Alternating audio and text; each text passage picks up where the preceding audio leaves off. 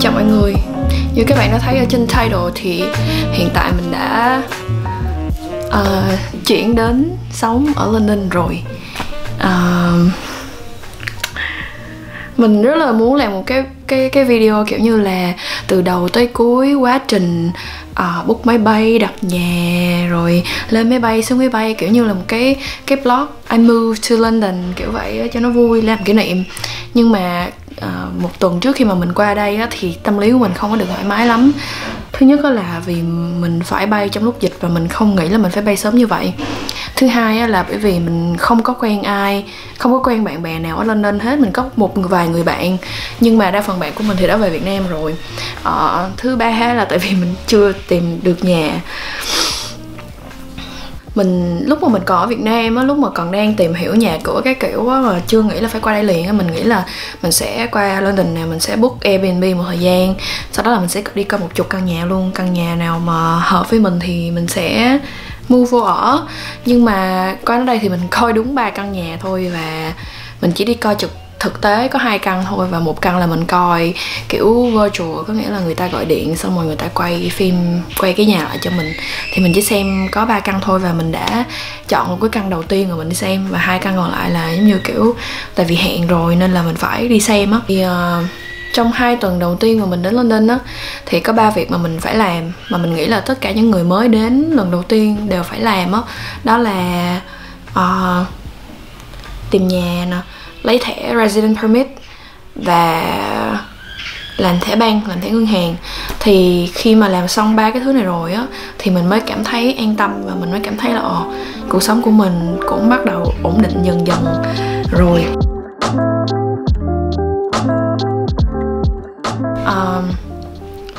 Mình đến London để học thạc sĩ, ngành học của mình là MBA Marketing.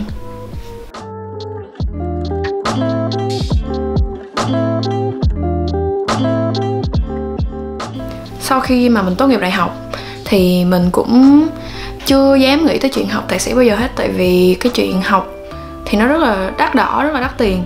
Mình là một đứa rất là thích học, mình nerdy lắm. Mình rất là thích dùi đầu vào sách vở, làm bài tập cái kiểu đó, mình rất là thích như vậy.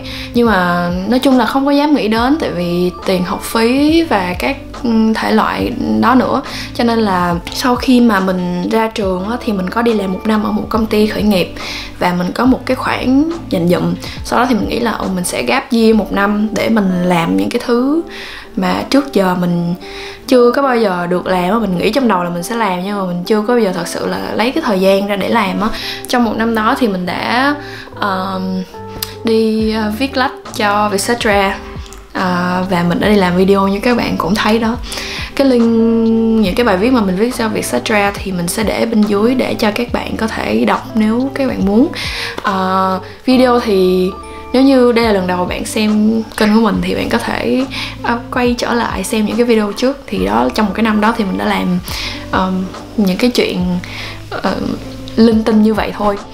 Và trong cái thời điểm 1 năm đó thì mình cũng làm một chuyện nữa, đó là apply cho chương trình thạc sĩ. Thì cái tuần cuối cùng khi mà mình làm việc ở công ty á, thì có một cái công ty có một con quạ ngoài kia kìa, nó rất bự luôn á.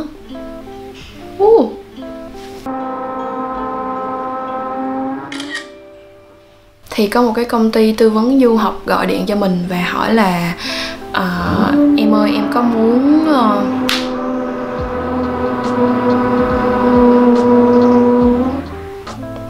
thì họ có hỏi mình là em ơi, em có muốn xem qua những cái chương trình thạc sĩ không? Thì có thể là sẽ có những cái chương trình mà hợp với em, và nếu em thích thì em có thể lên trung tâm để cho tụi chị tư vấn thêm. Thường ở những cái cuộc gọi mà du học như vậy mình rất là ít khi nào quan tâm á. Thường là mình sẽ lịch sự trả lời là chị ơi, đây là email của em, chị có thể gửi email cho em sẽ xem qua, và sau đó là em sẽ gọi điện lại cho mình, kiểu như vậy. Đó là cái câu trả lời automatic của mình luôn khi mà mình nhận được những cái cuộc gọi tư vấn du học. Nhưng mà không biết tại sao cái tuần đó, chắc là tại vì sắp nghỉ việc, cho nên là mình kiểu ok, em sẽ lên xem thử những cái chương trình mà trung tâm của chị có. Thế là mình đi lên trung tâm tư vấn. Lúc đó thì mình có hỏi chị tư vấn là em muốn xem những cái chương trình thạc sĩ ở Mỹ hoặc là ở Canada. Tại vì ở Mỹ thì mình đã từng qua rồi, mình đã từng học trao đổi ở Mỹ, ở Boston 6 tháng, cho nên mình rất là thích Boston. Ở Canada thì tại vì mình có rất là nhiều người thân, bạn bè, gia đình ở bên Canada, cho nên là hai cái nước đầu tiên mà mình nghĩ đến khi mà nếu như mình có đi học thạc sĩ thì đó sẽ là Mỹ và Canada. Sau đó khi mà coi qua một số trường ở Mỹ và Canada thì mình mới có cái hình dung đầu tiên về học phí ở những cái nước đó. Thì đa phần á, là học phí ở Mỹ và Canada thì nó sẽ khá là đắt, và thường là chương trình thạc sĩ sẽ kéo dài 2 năm, cho nên là cộng cả tiền học và chi phí ăn ở thì nó sẽ rất là nhiều tiền. Lúc đó thì mình cũng hơi nghĩ là cái chuyện học thạc sĩ có vẻ như nó cũng hơi bất khả thi trong thời điểm này, mà mình nghĩ là chắc là mình sẽ đi làm tiếp, có thể là làm 1-2 năm nữa để dành đủ tiền, sau đó là đi học. Nhưng mà chị đó thì chị có nói với mình là có một cái chương trình thạc sĩ ở Anh, và thường là những cái chương trình thạc sĩ ở Anh thì nó chỉ kéo dài 1 năm thôi. Và cái trường này á thì nó đang offer học bổng 50% cho học sinh Việt Nam. Lúc mà mình nghe tới đó thì mình nghĩ ok, mình sẽ nộp thử cái trường này. Khi mà mình về nhà thì mình cũng có tìm hiểu một số những cái trường khác ở Anh mà có những cái chương trình thạc sĩ tương tự như vậy. Thì đúng là ở Anh những cái chương trình thạc sĩ nó chỉ kéo dài khoảng 1 năm thôi, nó rất là ngắn. Và cái học phí của nó thì không phải là nói rẻ thì cũng không phải là rẻ, nhưng mà bởi vì cái chương trình nó ngắn như vậy cho nên là cái thời gian mà mọi người học á, và cái thời gian mà mọi người phải chi trả cho cái tiền ăn ở nó cũng sẽ ngắn hơn. Cho nên là mình nghĩ ok, mình sẽ nộp cái trường này. Mình cũng muốn nộp thử những trường khác, nhưng mà mình thấy đa phần những cái chương trình thạc sĩ và đặc biệt là chương trình MBA là họ thường các trường họ sẽ không có cho học bổng, họ sẽ cho một cái học bổng gọi là một cái suất học bổng gọi là kiểu khuyến khích đó, kiểu như nếu như mà mày nộp hồ sơ sớm hay là mày đóng tiền học phí sớm thì ta sẽ giảm cho mày 1.000 bảng, hay là cùng lắm thì học bổng cũng cỡ 2-3.000 bảng là mình thấy cao lắm rồi. Cái trường của mình thì cho 50%, có nghĩa là được theo cái chương trình của mình đó là được 7.500 bảng, cho nên là mình chỉ nộp đúng các cái trường mà mình đang học hiện bây giờ thôi. Cái lúc mà mình nộp á, thì mình có gặp qua anh đại diện của trường, và anh ấy có nói với mình là trường này thì có 2 campus, một campus chính thì nó rất là lớn và nó nằm ở hơi xa thành phố một chút xíu, nó nằm phải cách trung tâm London chắc phải 5-6 tiếng đi xe. Và một cái campus ở London thì campus nó nhỏ hơn, nhưng mà nó nằm ở zone 2, có nghĩa là nó rất là gần trung tâm luôn, cách trung tâm chỉ có khoảng nửa tiếng đi xe thôi. Thì lúc đó mình đã nộp luôn ở campus London. Tuy nhiên anh nó cũng có nói với mình đó là nếu mà em nộp campus London thì cái khả năng mà được học bổng nó sẽ thấp hơn, tại vì campus London thì nó nhỏ nên là trường chỉ cho có 2 suất thôi. Campus ở ngoài kia thì được đến 5 suất và lại ít bạn nộp hơn, tại vì tất cả các bạn đều thích học đương nhiên là tất cả các bạn đều thích học ở London, ở trung tâm hơn, đúng không? Cho nên là cái khả năng mà em được scholarship, được học bổng thì nó sẽ rất là nó không phải là không thể, nhưng mà nó rất là competitive, nó rất là cạnh tranh, nó sẽ khó hơn. Thì may mắn sao khi mà mình nộp thì mình đã nhận được cái suất học bổng đó ở campus London, và bây giờ thì mình đang ở đây.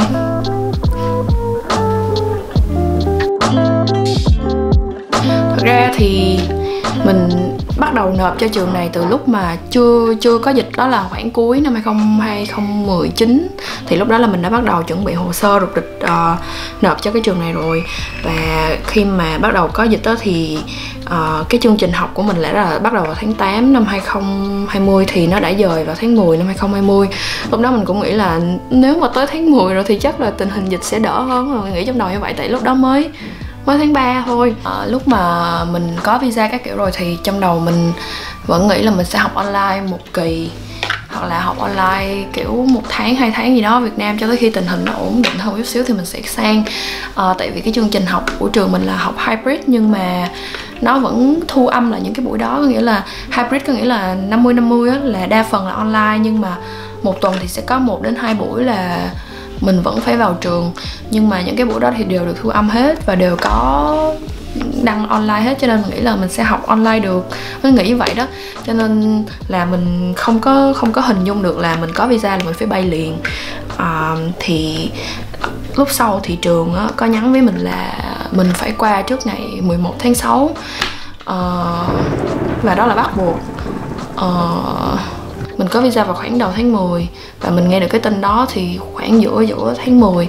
Và nghe xong thì mình phải book vé máy bay liền luôn. Và từ cái thời điểm mà mình book vé máy bay cho đến lúc mình bay á là nó khoảng chắc chưa tới 2 tuần, chắc khoảng 10 ngày á các bạn.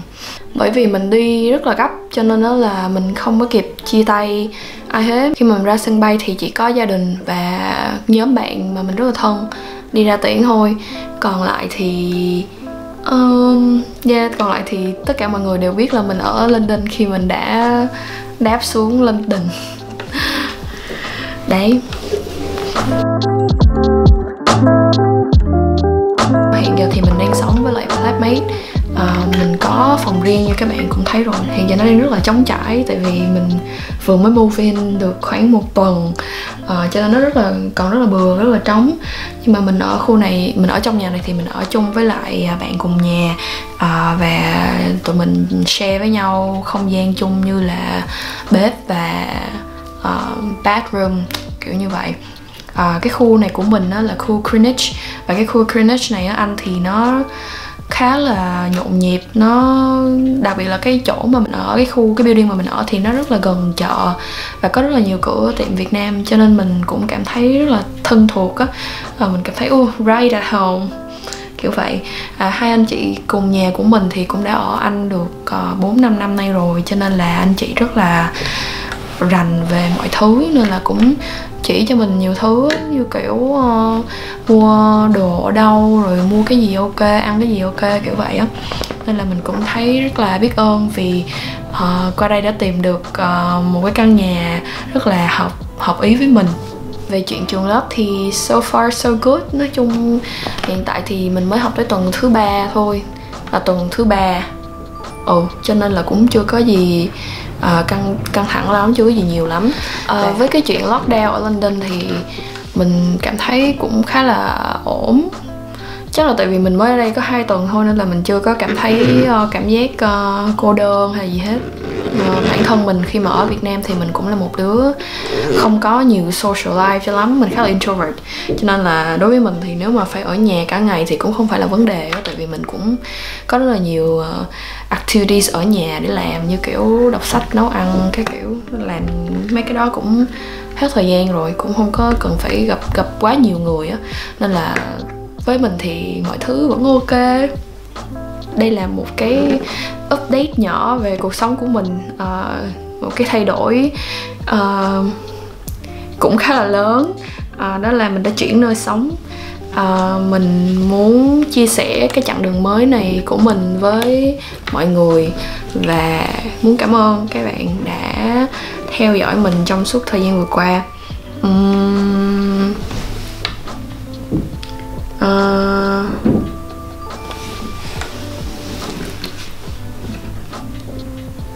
Vậy thôi, hẹn gặp lại mọi người trong thời gian gần nhất. Cảm ơn các bạn.